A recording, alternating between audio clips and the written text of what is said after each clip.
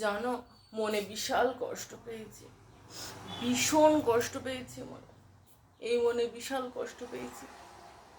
তোমার দাদারে আমি প্রেম করে বিয়ে করেছিলাম, জানো, প্রেম করে বিয়ে করেছিলাম।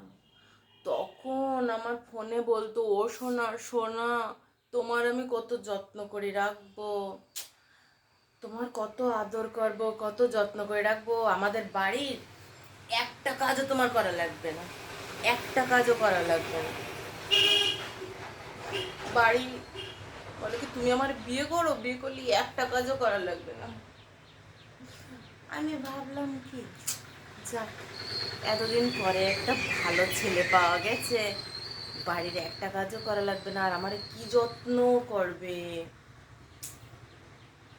বিয়ে হয়ে গেল, এখন দেখো আমার অবস্থা, দেখো, সারাদিন কাজ করতে হয়, সারাদিন কাজ করতে হয়, কাজ করে করে আমার হাল দেখো, বেহাল অবস্থা হয়ে গেছে।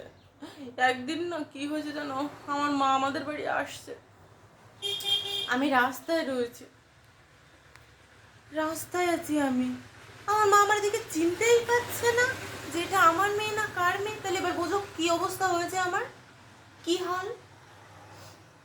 এই দুঃখের কথা আর এই মনের কষ্টের কথা কাকে বলবো, তাই তোমাদেরকে জানালাম। প্রেম করে কেউ কোনোদিন বিয়ে করো না।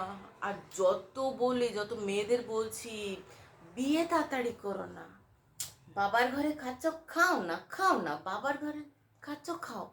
বাবার যখন অন্ন শেষ হয়ে যাবে তখন বিয়ের কথা ভেবো, তার আগে কখনো বিয়ের কথা ভাববা না।